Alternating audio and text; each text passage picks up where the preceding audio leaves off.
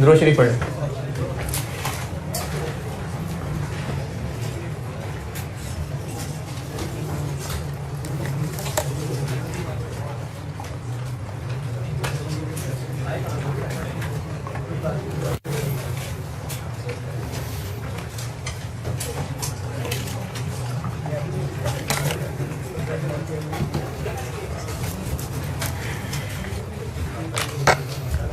कल एक सवाल लिखवाया था आपको।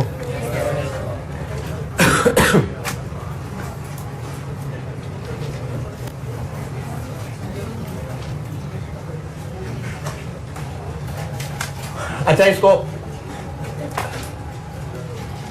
मंथ्स भी कह सकता हूं मैं, टाइम फैक्टर भी इसको लिखा हुआ शायद मैंने इंक्लूजन में। सबसे पहले आ गया ओपनिंग बैलेंस 1 जनवरी को 4 लाख, फिर 1 मई को नए शेयर इशू किए 180, ये बन गया 580। फिर 30 नवंबर को फिर नए शेयर इशू किए 360, ये बन गया 940। और ईयर एंड 31 दिसंबर। ये 4 लाख कब तक 4 लाख रहा? 4 महीने, ये 7 महीने, ये 1 महीने। This into this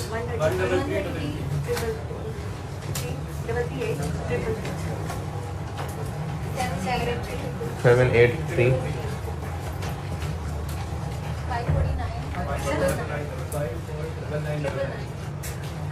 इसको 550 बिल्कुल कर सकते हैं, कोई मसला नहीं है। और पैट था, पीबीटी था और टैक्स था है, तो बेसिक ईपीएस हो जाएगी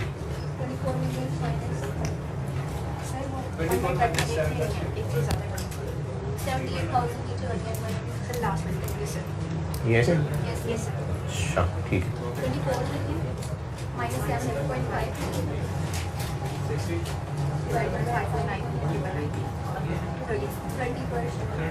30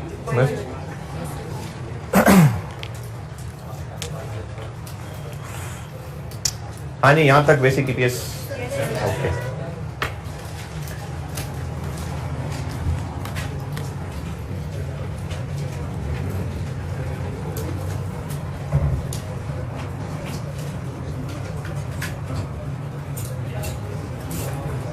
डिनोमिनेटर में हम एडजस्टमेंट्स पढ़ते हैं, यानी ये जो है इसमें कुछ एडजस्टमेंट। हम डिनोमिनेटर पढ़ रहे हैं इस वक्त, इसका न्यूमरेटर बता दिया था मैंने, पैट माइनस नहीं ये नहीं, PAT minus irredeemable preference shares का प्रेफरेंस डिविडेंड। रिडीमेबल वाला क्यों नहीं माइनस? वो पहले ही as a finance cost minus हो गया हुआ है। और डिनोमिनेटर में क्या पड़ा है? Weighted average number of shares, और ये weighted average number of shares हैं। और की क्या लॉजिक थी मंथ्स एडजस्ट करने की? क्योंकि शेयर इशू करके पैसा आया, लेकिन वो पैसा अभी बिजनेस खुल के इस्तेमाल ही नहीं कर पाया था, ईयर एंड आ गया, तो हमें उस टाइम पीरियड को भी एडजस्ट करना पड़ेगा, तो सही फेयर ईपीएस निकलेगी। ये किया था हमने। अब इसमें कुछ और एडजस्टमेंट्स करनी पड़ेंगी, 4 हैं ये टोटल। इनमें से एक है बोनस इशू। बोनस इशू है, राइट इशू है, कंसोलिडेशन है और स्प्लिट है। ये हमने 4 चीजें पढ़नी है। बोनस इशू,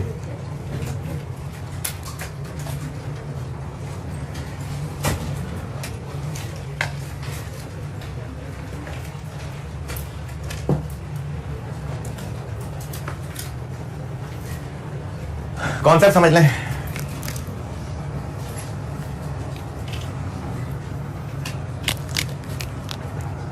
दो 2021 में पैट था 300 मिलियन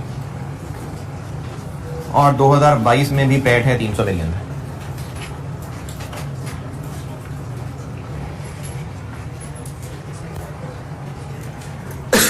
$221 में शेयर्स थे 30 मिलियन, 2022 में हो गए 40 मिलियन। ईपीएस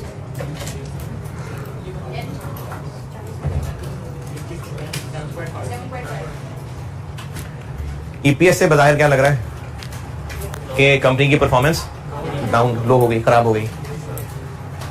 अब ये जो 30 से 10 मिलियन शेयर्स बढ़े, इसकी कहानी ये पता चली कि 10 मिलियन बोनस शेयर इशू किए थे, तो किए थे तो प्रॉफिट क्यों नहीं बढ़ा? क्योंकि 10 मिलियन शेयर इशू करके नहीं, कैपिटल बढ़ा है क्योंकि पैसा मजीद रेज नहीं हुआ। तो जब पैसा मजीद आया ही नहीं, उस पैसे का इस्तेमाल ही नहीं हुआ, उसको ग्रो करने में कोई हेल्प ही नहीं मिली, तो प्रॉफिट कहां से बढ़ना था? इसलिए प्रॉफिट बढ़ना बनता भी नहीं था। इनफैक्ट बिजनेस ने तो मेंटेन किया है, लेकिन ईपीएस शो कर रहा है कि रिजल्ट खराब हो गए। क्या वाकई बिजनेस की परफॉर्मेंस डाउन हुई है? नहीं। परफॉर्मेंस डाउन क्यों नहीं हुई? क्योंकि मजीद पैसा तो इंजेक्ट नहीं हुआ। बोनस शेयर इशू किए ना, पैसा तो कोई इंजेक्ट नहीं हुआ। तो जब पैसा मजीद इंजेक्ट नहीं हुआ तो फिर ग्रो कैसे करना था? तो इसकी परफॉर्मेंस नहीं डाउन हुई, लेकिन ईपीएस बता दिया कि परफॉर्मेंस डाउन है जी। नहीं, बिजनेस के पॉइंट ऑफ व्यू से देखे ना, बिजनेस को क्या पैसे और मिले?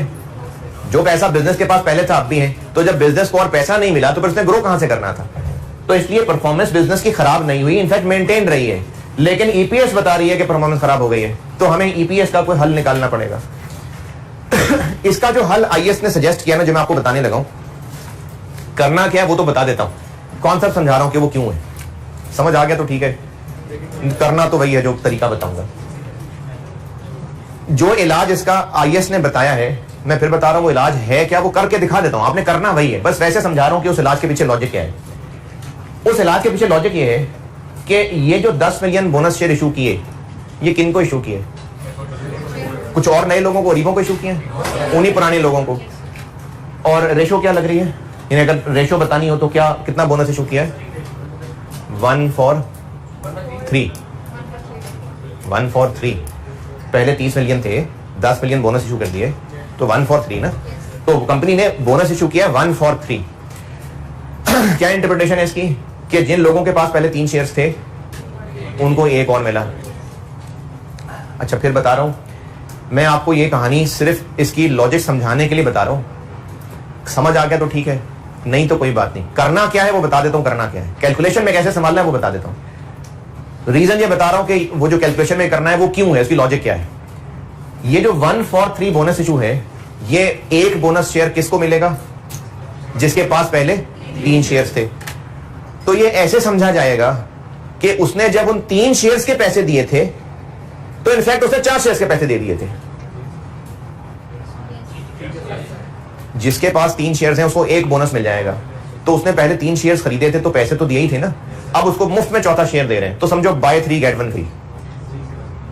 तो ये पैसे यकीनन इसके पहले ही दे चुका हुआ था। जब इन 10 मिलियन के पैसे भी पहले ही आ चुके हुए थे, तो फिर पिछले साल की ईपीएस में भी डिनोमिनेटर में 40 होना चाहिए था। ये कहानी है, क्योंकि पैसे यकीनन पहले दे चुके हुए थे। नहीं पता ना, लेकिन अब हमें पता चल गया। मैं तो आपको इस कहानी की लॉजिक बता रहा हूं कि जो करने लगे उसकी लॉजिक बता रहा हूं कि अगर कंपनी ने बोनस शेयर इशू किए तो और पैसे नहीं लिए ना। क्यों नहीं लिए पैसे? कि बस ठीक है पहले आगे बस बहुत है, इसलिए नहीं लिए ना। तो ये बन रहा है ना कि पैसे नहीं ले रहे। क्यों नहीं ले रहे? पर ठीक है, पहले जो आगे बहुत है। तो इस 10 मिलियन के पैसे भी यकीनन पहले आ चुके थे। तो जब पहले ही पैसे आ चुके थे तो पिछले साल में भी डिनोमिनेटर में 30 की जगह 40 होना चाहिए था। अब वो करना कैसे है उसके लिए आपको एक न्यूमेरिकल तरीका बता देता हूं। ठीक है, कॉन्सेप्ट ये है कि बोनस शेयर इशू हो रहे हैं, चूंकि पैसे रेज नहीं हो रहे, तो इसलिए रेज नहीं हो रहे क्योंकि लोगों ने जो पहले पैसे दिए थे वो ऐसे ही समझा जाएगा कि पहले पैसे देने वालों ने 3 के बदले 4 शेयर के पैसे दिए थे। अच्छा, असल में उन्होंने बाकी 4 के पैसे दिए थे? नहीं, ये तो हम सिर्फ लिंक जोड़ रहे हैं कि अगर मुफ्त में शेयर इशू कर रहे हैं तो यकीनन इसलिए कर रहे हैं कि पहले पैसे 4 के लिए लिए थे। तो इसका मतलब ये हुआ कि इनका पैसा, इन 10 मिलियन शेयर्स का पैसा बिजनेस के पास पहले ही आ चुका था, और उस पहले ही आ चुके में से ये कमाया था। तो इसलिए पिछले साल की ईपीएस भी डिनोमिनेटर में 30 की बजाय 40 होना चाहिए। अब ये करना कैसे है वो बताता हूं।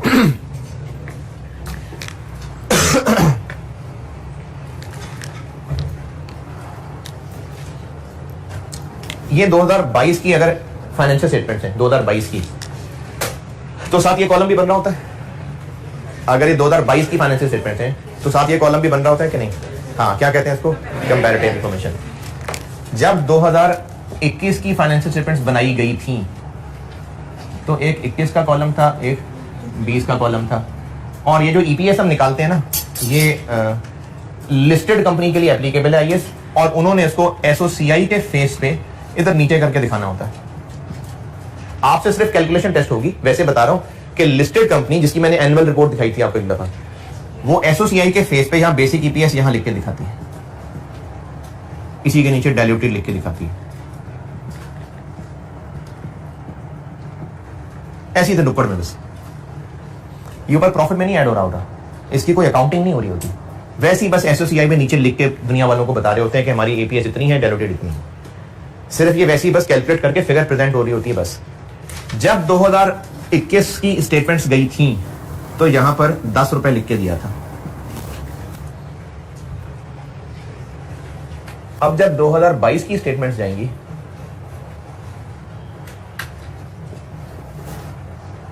तो इसमें हम बेसिक ईपीएस 22 में तो लिखेंगे 7.5,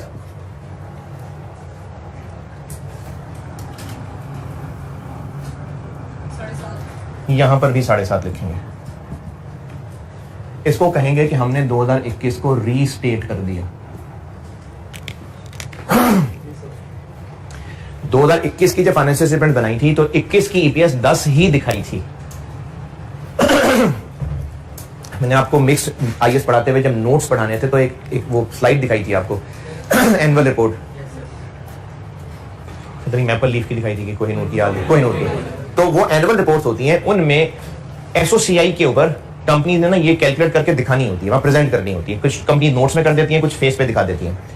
जब 2021 की फाइनेंशियल स्टेटमेंट बनी थी उसमें 21 का ईपीएस यकीनन 10 रुपए ही शो किया गया था, यकीनन। क्या तब पता था कि 2022 में बोनस इशू करना है? नहीं पता था, तो तब 10 ही लिखा था। लेकिन अब 2022 में हो गया है बोनस इशू। अब इसका ट्रीटमेंट ये होगा कि 2022 की तो ईपीएस 7.5 होगी, लेकिन अभी सारी कहानी क्या समझाई थी कि इस 10 मिलियन के पैसे यकीनन पहले ही आ गए थे, और जब पहले ही आ गए थे तो इसके डिनोमिनेटर में 40 होना चाहिए था। तो अब ये तो हम कर नहीं सकते कि लोगों से कहें यार वो 2021 की फाइनेंशियल स्टेटमेंट प्लीज वापस कर दो, वो हमने आपको चेंज करके देनी है, ये तो कॉपियां छाप के देनी। अब जब 2022 की फाइनेंशियल स्टेटमेंट्स देंगे उसमें जब 21 का कॉलम दिखा रहे होंगे वो चेंज कर देंगे और दुनिया वालों को बताएंगे हमने रीस्टेट कर दिया। क्यों किया ऐसा? बोनस इशू की वजह से। 2022 में अगर बोनस इशू करना पड़ गया तो इस साल की जो ईपीएस निकालनी है वो तो निकालनी है, पिछले साल की ईपीएस भी रीस्टेट कर देनी। ये कैसे करना है? क्या इतना सिंपल है कि 10 को 30 को काट के 40 कर देंगे? नहीं, थोड़ी कैलकुलेशन है मुश्किल, जो मैं आपको इसमें एडजस्ट करके दूंगा। अभी आपने सवाल में उसको कैसे करना है मैं यहां पर ना इसके एडजस्टमेंट करके दूंगा और आप उसको फॉलो कर लिया करेंगे। अभी तो मैं सिर्फ उसका एक कॉन्सेप्चुअल लॉजिकल हल बता रहा हूं कि अगर किसी साल में बोनस इशू हो जाए तो क्या ट्रीटमेंट करें? पिछले साल की ईपीएस को रीस्टेट कर दें। ये कंक्लूजन है सारी कहानी का। अगर किसी साल बोनस इशू हो जाए तो पिछले साल की ईपीएस को रीस्टेट कर देंगे, और रीस्टेट करने से क्या मुराद है वो ये समझाया है। अब आपको एग्जाम में क्वेश्चन हो सकता है, लास्ट टाइम हुआ भी था, कि बेसिक ईपीएस 2022 की कैलकुलेट कर दें, बेसिक ईपीएस 2021 की ओरिजिनली रिपोर्टेड कैलकुलेट कर दें और रीस्टेटेड कैलकुलेट कर दें। यानी फिर हमने 10 भी कैलकुलेट करके दिखानी होगी और 7.5 भी कैलकुलेट करके दिखानी होगी। ये 2022 की ईपीएस है, ये 2021 की रीस्टेटेड ईपीएस है, और ये 2021 की ओरिजिनली रिपोर्टेड ईपीएस। क्या मतलब ओरिजिनली रिपोर्टेड? जब 2021 असल में बनाया था और तब जो ईपीएस निकाली थी ये वो है। तो हमें सवाल में ये भी कैलकुलेट करने को कहा जा सकता है और ये भी कहा जा सकता है। तो पिछले साल की 2 ईपीएस, एक जो पिछले साल बनाते हुए प्रेजेंट की थी और एक जो इस साल बोनस इशू पता चल जाने की वजह से रीस्टेट कर रहे हैं। कंपैरेटिव 2 होती है, मतलब इनफैक्ट कंपैरेटिव 1 होती है, एक करंट ईयर होता है और एक कंपैरेटिव होता है बस। जी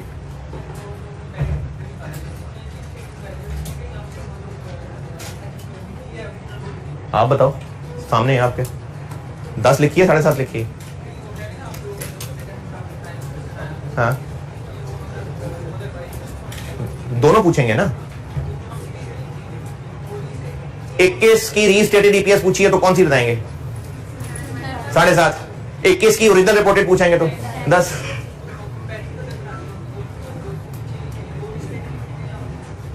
सवाल पे चलेंगे ना आगे, फिर इसका जवाब मिल जाएगा। थोड़ा ऊंचा बोलो। हाँ,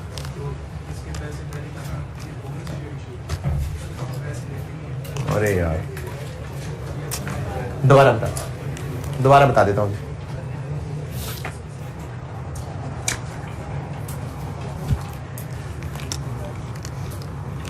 दोबारा सुने जी सारे।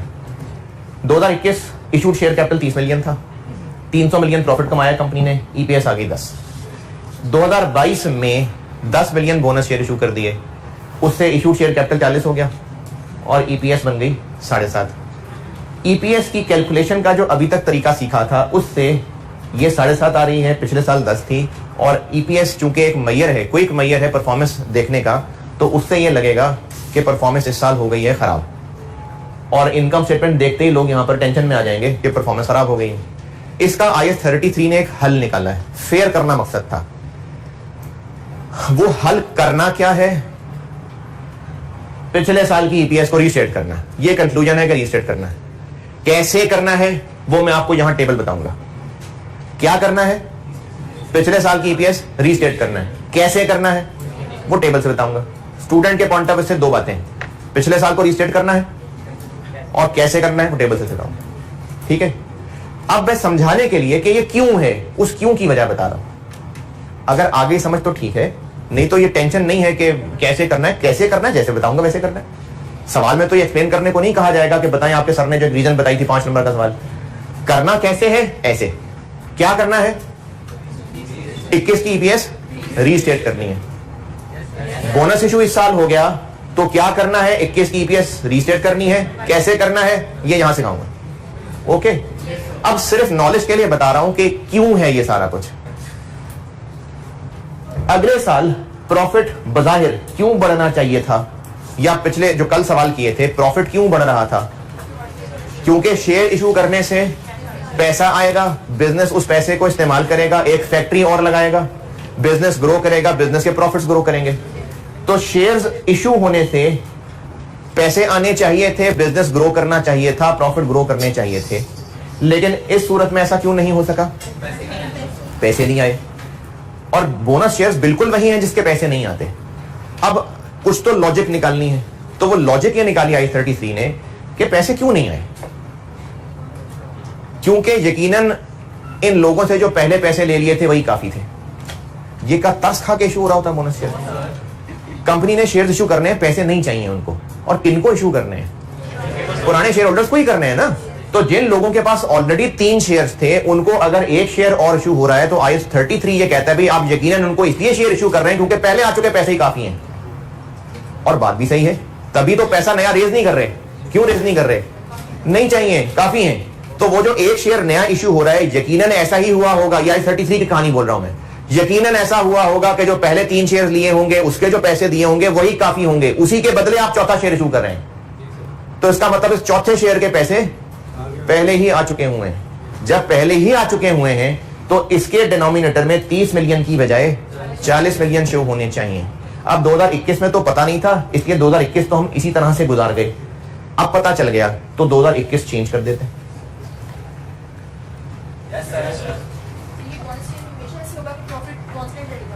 नहीं, कांस्टेंट नहीं रहेगा। बिजनेस की परफॉर्मेंस वाकई चेंज हो सकती है। मेरी इन सारे डिस्कशन का फोकस 300 सेम रखने पे नहीं है। मैंने कल भी कहा था कि ये जो हम लोगों ने वेटेड एवरेज किया था, ईपीएस बराबर रखना मकसद नहीं था, फेयर करना मकसद था। मैं तो आपको सिर्फ ये बात समझाने के लिए आसानी हो कि ये 10 की बजाय 7.5 आ गया, इसलिए मैंने 300 रखा था। 320 कर लें, 310 रख लें। प्रॉफिट बराबर रहना जरूरी नहीं है। क्या पता परफॉर्मेंस वाकई डाउन हो गई हो, क्या पता बगैर पैसों के परफॉर्मेंस अच्छी हो गई हो, क्या पता खर्चे मैनेज करने शुरू कर दिए हो। तो ये बिल्कुल भी जरूरी नहीं है कि प्रॉफिट सेम रहेगा। 400 कर लें, यहां पर 600 कर लें। ये प्रॉफिट बराबर रखना नहीं है कोई जरूरी शर्त।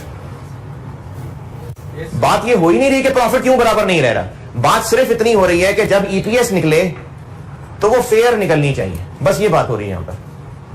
सर आप ये कहें कि प्रॉफिट जो है वो हम ज्यादा नहीं हो रहा, क्यों नहीं हो रहा? क्योंकि इसमें नहीं हमने शेयर ज्यादा कर दिए, इस वजह से प्रॉफिट हुई।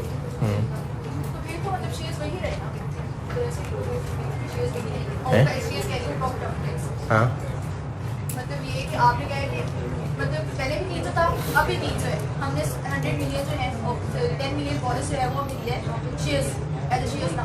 प्रॉफिट हमारे पास वही रहा है। तो हम इस वजह से ये देख रहे हैं कि कुछ क्या हुआ ऐसा, क्या वजह ऐसा बनी है कि वो 30 से 40।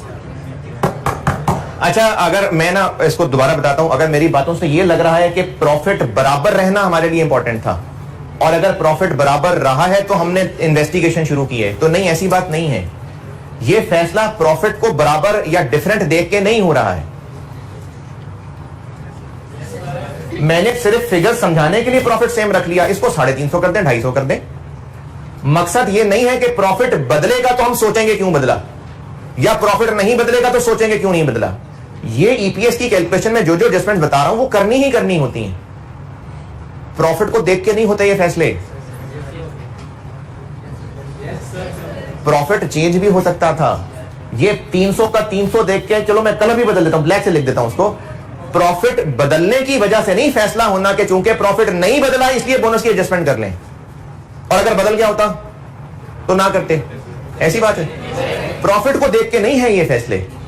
ये तो मैं चीजों को कॉन्सेप्चुअली रिलेट करने के लिए कहानी बता रहा था कि देखो प्रॉफिट नहीं बदला, क्यों नहीं बदला, क्योंकि पैसे चेंज नहीं आए। इसको लिंक बनाना था बस मैंने, वरना प्रॉफिट बदलना is not the deciding factor. ठीक है? कैसे करना है वो कैसे बताता हूं।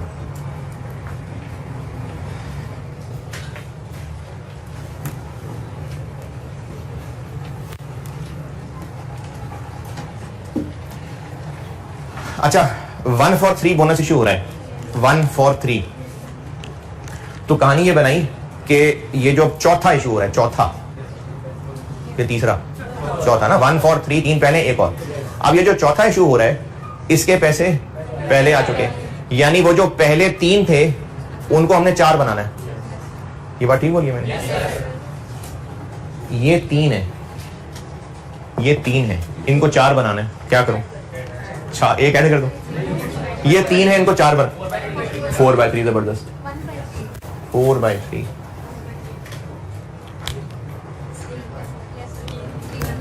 $30 मिलियन है, इसको 40 बनाना है।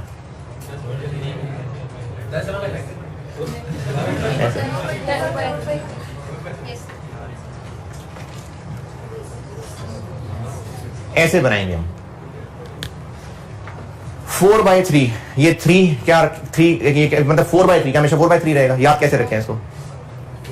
बोनस इशू 1 for 3 था, तो जो 4 के बाद है वो नीचे और उसमें 1 ऐड करके ऊपर। 2 for 5 होता तो 2 for 5, 2 for 5, 7/5। नहीं 1 नहीं प्लस कर देंगे। 2 for 5, 2 for 5, 7/5। इस 1 किधर है?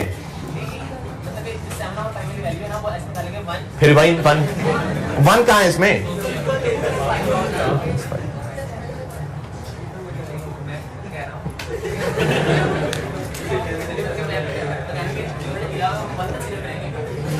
अच्छा चलो ठीक है।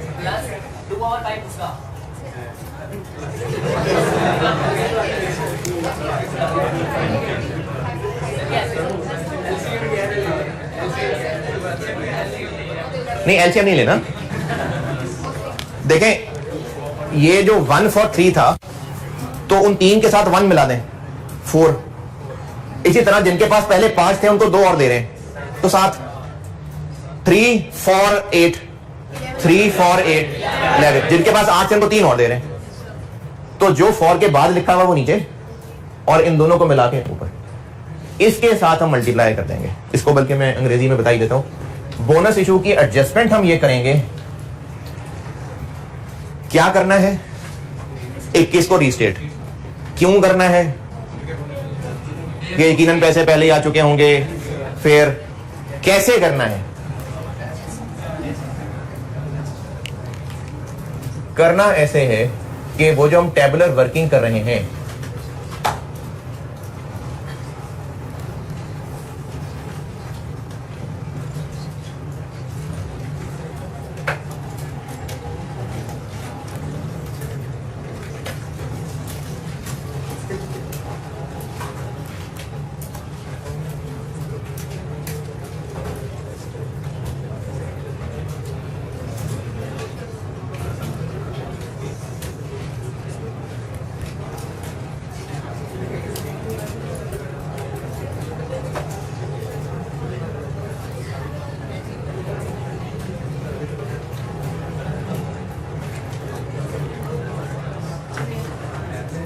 बोनस इशू वाली लाइन से ऊपर जितनी भी बैलेंस वाली लाइन आ रही होंगी, अभी मैं सवाल करके बताता हूं। बोनस इशू की लाइन जब टेबल में लिखूंगा, किस डेट के साथ जिस डेट को हुए होंगे, उससे ऊपर ऊपर जितनी बैलेंस वाली लाइन आ रही हैं, उन सब को इससे मल्टीप्लाई कर देना। अभी मैं टेबल बना के बताता हूं।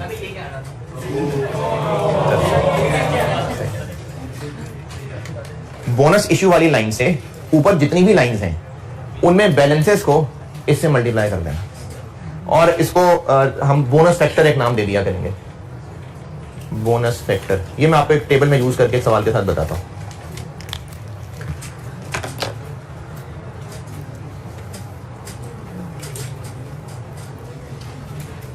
चलें सवाल लिखें।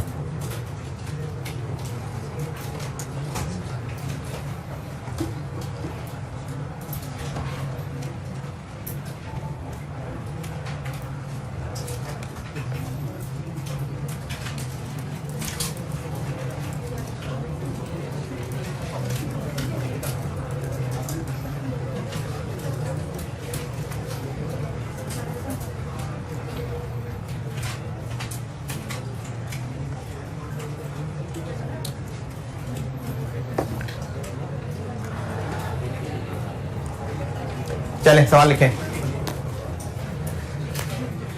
2021 का पैट 2021 का 1.5 मिलियन और 2022 का 2.2 million.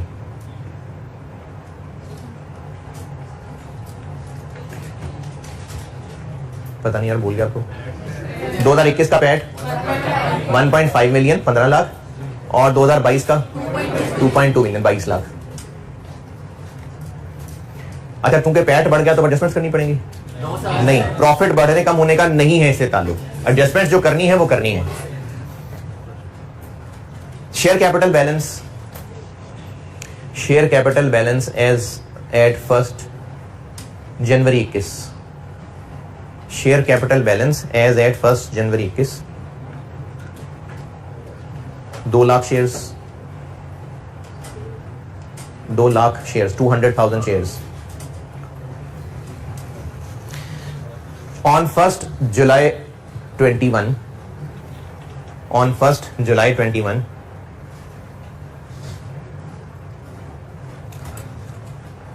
company made a right issue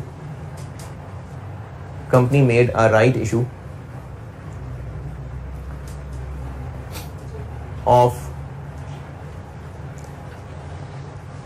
144 at full market price.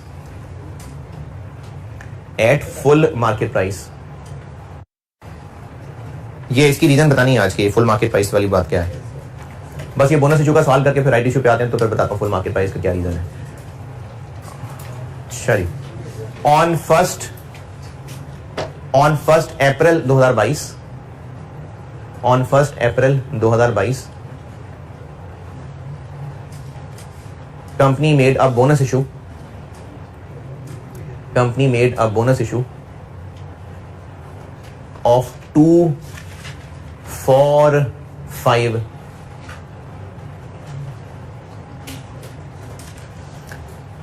on 1st July 22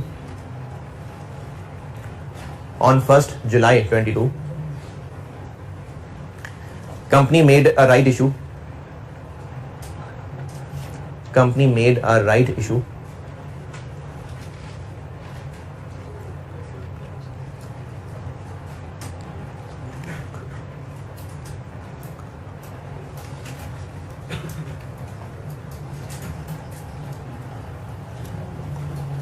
of 120,000 shares, right issue of 120,000 shares at full market price.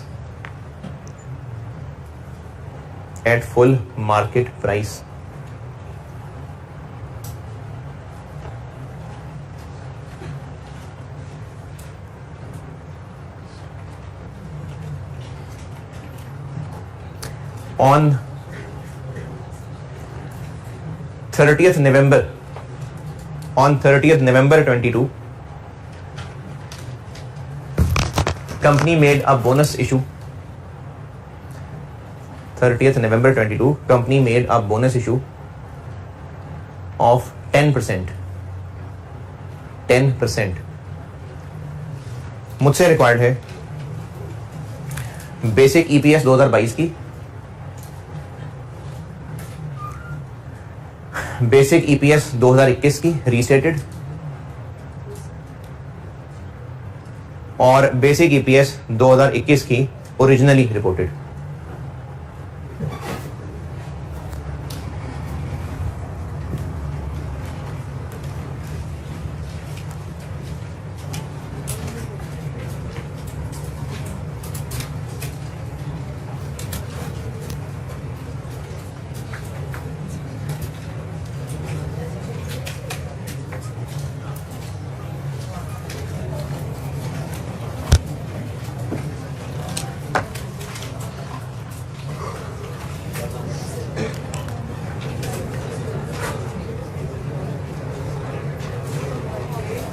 चूंकि 2021 की 2 ईपीएस निकालनी है, तो मैं 2021 के लिए 2 अलग अलग टेबल बनाऊंगा। नहीं कर सकते, रीस्टेटेड की वजह से टेबल की शक्ल बदल जानी है, इसलिए अलग ही बनेंगे।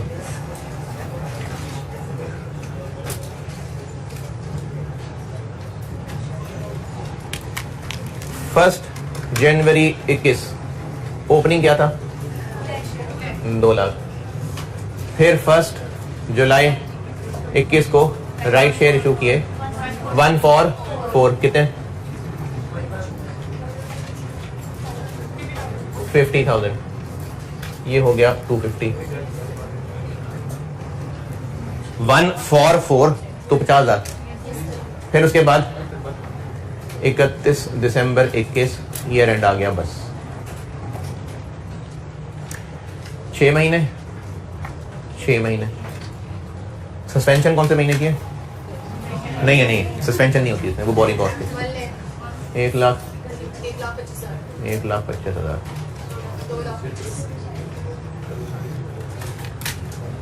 बेसिक ईपीएस 2021 की जो कि ओरिजिनली तब बताई गई होगी 15 लाख डिवाइडेड बाय 225,000 6.67।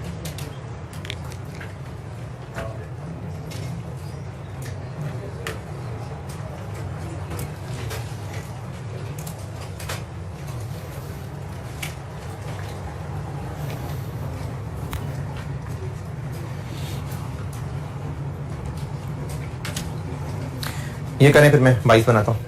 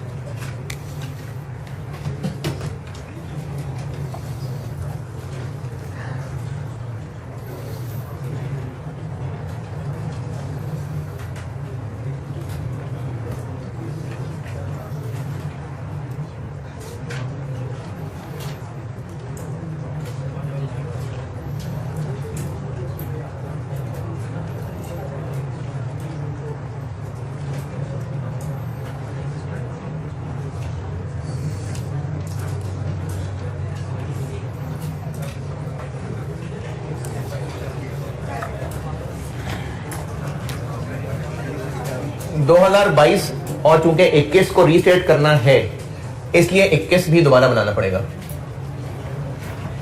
और एक नया कॉलम डाल रहा हूं यहां, बोनस फैक्टर। एक नया कॉलम डाल दिया।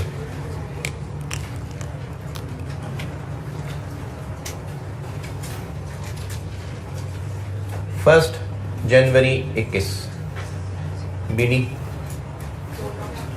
2 लाख। फिर फर्स्ट जुलाई 21 को राइट शेयर इशू किए 50,000, 2.5 लाख। फिर 31 दिसंबर 21 को ईयर एंड आ गया।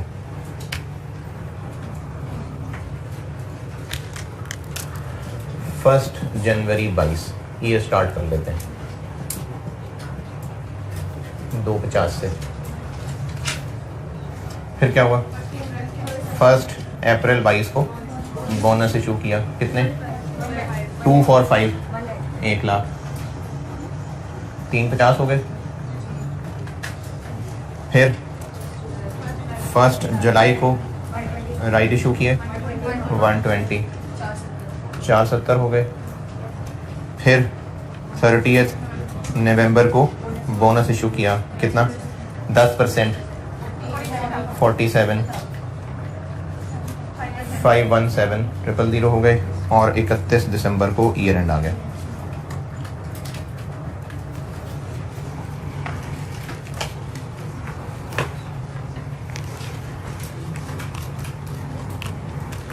छः महीने, 6 महीने, 3 महीने, 3 महीने, 5 महीने, 1। यहाँ तक कोई इख्तलाफ, एतराज, तकलीफ? बोनस फैक्टर, 2 बोनस इशू हैं। पहले वाले बोनस की बात करते हैं। इसका बोनस फैक्टर कितना है? 7/5। 2 for 5 है तो 7/5। इस लाइन के सामने ये 3.5 लाख आ गए, यानी वो जो 3 के बदले 4, 3 के बदले 1 और होना था, तो ये अभी वो 3 ही है कि 4 बन गए? 4 बन गए ना, ये बोनस वाले कर दिए, ये बोनस इशू कर दिया ना भैया इसमें। अब इनसे पहले वालों को 4 बनाना है। यहां तक जो लिख लिया, इससे ऊपर जितनी लाइनें लिखी हुई हैं उनको 7/5 करना है, इसको नहीं करना। 7/5, 7/5, 7/5। बोनस जिसके सामने लिखा हुआ है उसमें तो बोनस शेयर्स कर दिए हमने ऐड, उससे पहले वालों में ऐड करने हैं, तो इससे ऊपर वाली जितनी लाइनें हैं उन सबको 7/5 से मल्टीप्लाई करना। नहीं, अभी आंसर नहीं निकालना।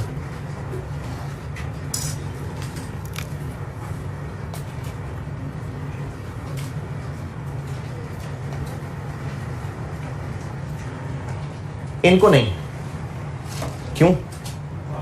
इनमें तो 1 लाख हो गए ना ऐड, ये 1 लाख इनमें तो ऐड हो गए हैं, ऊपर वालों में करने थे।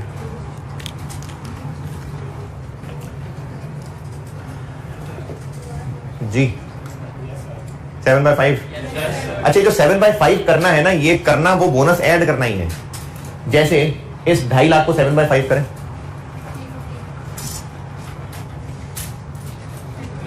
350, तो वो हो गए 1 लाख ऐड, तो वैसे ही 1 लाख ऐड कर देते।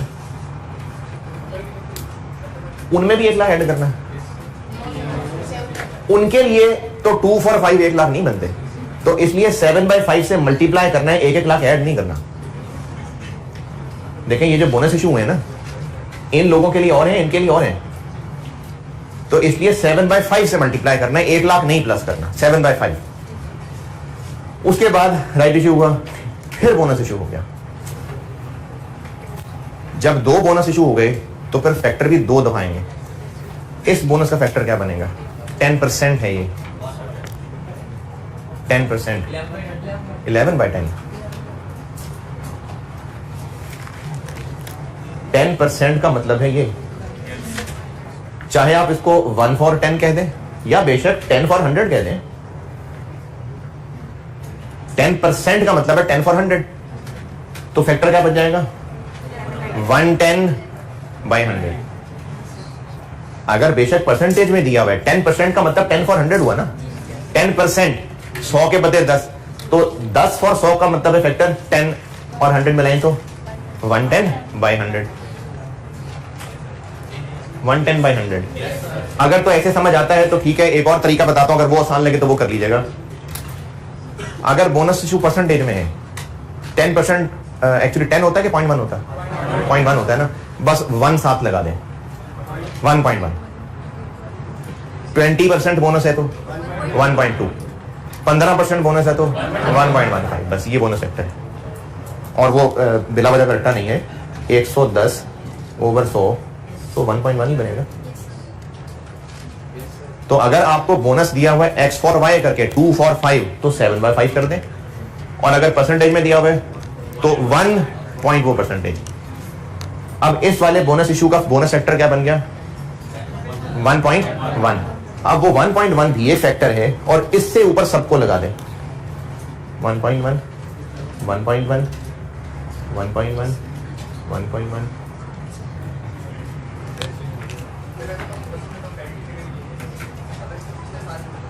नहीं, कंपैरेटिव एक ही होती है बस, कंपैरेटिव प्रेजेंट भी एक ही हो रही होती है ना। अगर दो बोनस फैक्टर हो गए तो दोनों एक्चुअली इन सब में मल्टीप्लाई होने आपस में, इस लाल और हरे ने भी मल्टीप्लाई होना था, तो इसलिए इनको मैंने यही मल्टीप्लाई लिख दिया, वरना साथ लिखता तो वो समझ नहीं आती क्या है, तो इसलिए मैंने मल्टीप्लाई लगा दिया, वरना होना इन सब ने मल्टीप्लाई ही है। ये कॉलम अलग अलग लिखे हुए, आपको पता है कि मल्टीप्लाई कर रहे हैं, कर लेंगे, इसी कॉलम में ये भी लिख रहा हूं, ये भी लिख रहा हूं, इसलिए मैंने बीच में मल्टीप्लाई का साइन भी लगा दिया। तो अगर बोनस इशू आ जाए तो बोनस इशू से ऊपर वाली लाइंस पे बोनस फैक्टर मल्टीप्लाई हो जाता है। बस आंसर बताएं। This into this into this into this, this into this into this into this, क्या जी? 1.5 this into this into this into this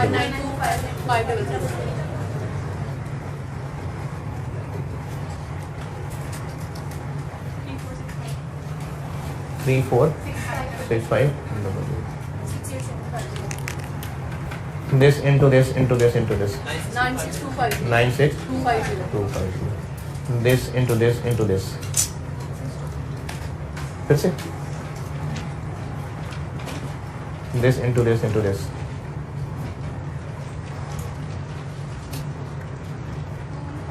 two 1 5 4 1 7, this into this,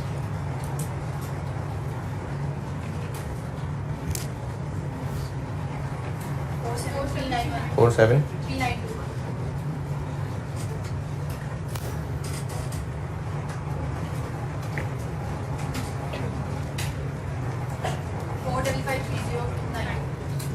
0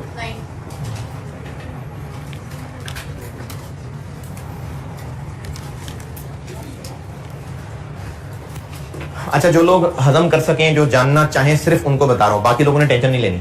करना ऐसे है, ऐसे ये गहरी बात बता रहा हूं, अगर समझ सकें तो। ये 1 लाख बोनस इशू था, इन सब में 1-1 लाख ऐड कर देते, इसलिए नहीं क्योंकि इस 1 लाख में से ये इनको नहीं मिलने सारे, कुछ इनको भी मिलने। ये 2 लाख पुराने शेयर्स थे, उनको भी 2 फॉर 5 मिलना है, और ये जो 50,000 हैं इनको भी 2 फॉर 5 मिलना है। तो इनके वाले 2 फॉर 5 के पैसे कब आए होंगे? इनके साथ, या पहले ही आगे होंगे? इनके साथ। और इनके वाले 2 फॉर 5 के पैसे वो उनके साथ। क्योंकि इन दोनों के बोनस अलग अलग होने हैं, इसलिए स्ट्रेट 1-1 लाख ऐड नहीं कर दिया। जो जो शेयर्स जब जब नए आ रहे हैं, इस फैक्टर करने से जादू ये हो रहा है कि वो उन शेयर्स के साथ उनके बोनस ऐड कर रहा है। जैसे 2 लाख वालों को कितना बोनस दिया?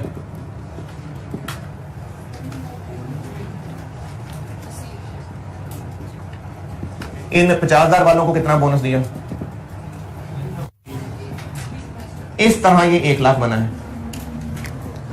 तो ये 80 इन लोगों को बोनस दिया, ये 20 इन लोगों को बोनस दिया है। अगर मैं वैसे ही 1-1 लाख ऐड कर देता तो इसके साथ भी क्या हो जाता? 1 लाख ऐड हो जाता। हालांकि इनका 1 लाख नहीं है, 80,000 है, 20 तो इनका है। तो ये फैक्टर इसलिए मल्टीप्लाई किया ताकि अपने अपने शेयर्स के साथ जाके जुड़ेंगे। वो लगा जाके ऊपर, समझ आई किसी को बात? चलो ठीक, फिगर नहीं ठीक, ये वाला 43083, बाकी ठीक है।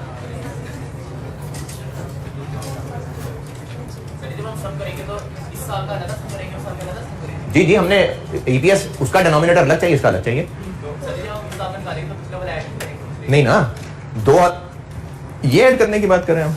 ये हो गया ना, 2.5 लाख की तरह हो गया। किनका? नहीं, मसला ये है कि पुराने इशू शेयर वो इधर आ तो गए हैं, फिर से थोड़ी ऐड कर देंगे। 1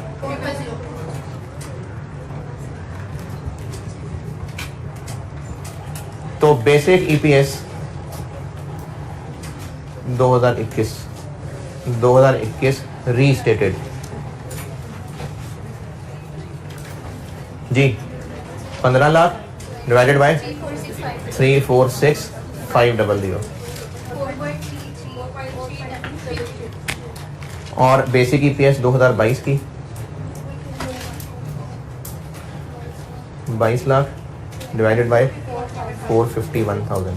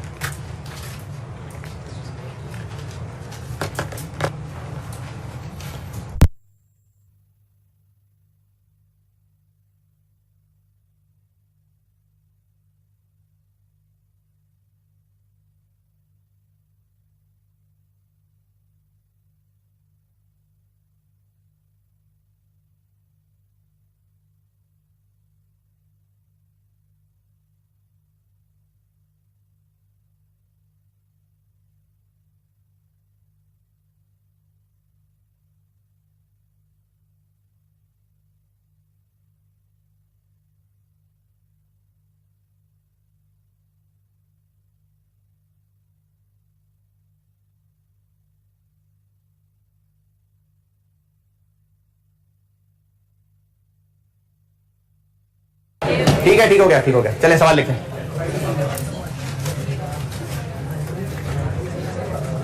share capital balance as on 1 January 21। Share capital balance as on 1 January 21 5 lakh shares, 5,500,000 shares.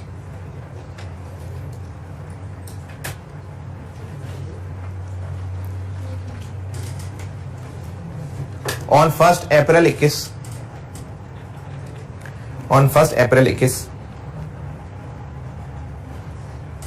company made a right issue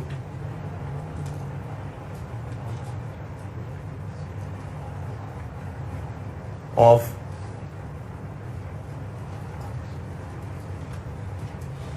100,000 shares, 1,00,000 shares at full market price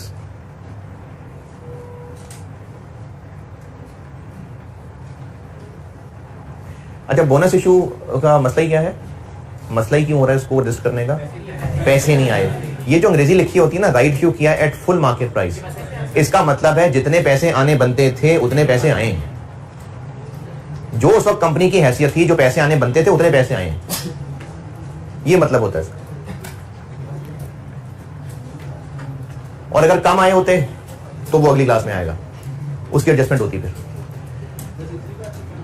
है। हाँ, बस इतने। फुल मार्केट प्राइस का ही मतलब है कि जितने पैसे आने चाहिए थे उतने आए। और क्या लिख लिया? 1,00,000 राइट इशू हो गए, ठीक है। उसके बाद on 1 April 22 company paid a bonus dividend. Company paid a bonus dividend of 20%। On 1 April 22, company paid a bonus dividend of 20%. On 1 July 22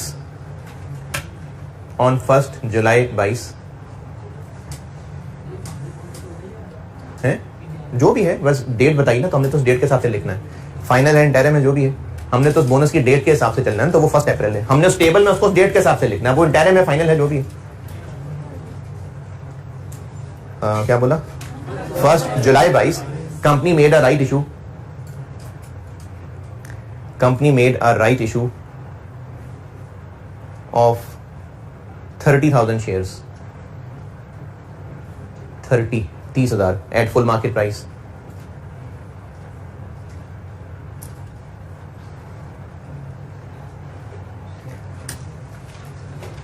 on 1 November 22 on 1 November 22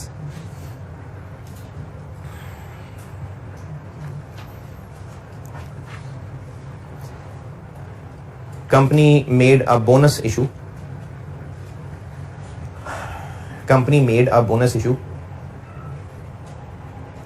of 145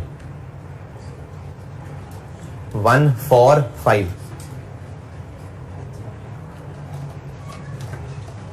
2021 का पैट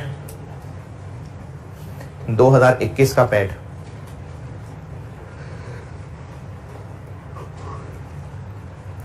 1.8 मिलियन 18 लाख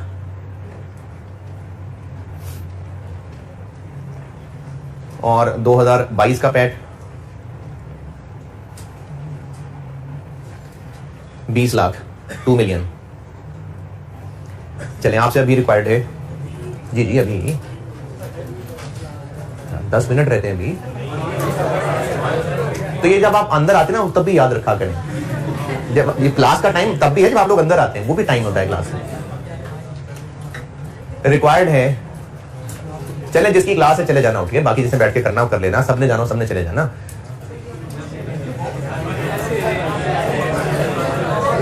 अच्छा required तो लिखे ना भाई, required तो लिखे। चलें जिसने जाना भी है अगली क्लास में जब आप आए दोपहर को तो किया उस वाला रिक्वायर्ड है यही तीनों। 2021 की ओरिजिनली रिपोर्टेड ईपीएस, 2021 की रीस्टेटेड और 2022 की, यही जो अभी तीनों ईपीएस निकाली थी ये रिक्वायर्ड है। चलिए ठीक है, अल्लाह हाफिज।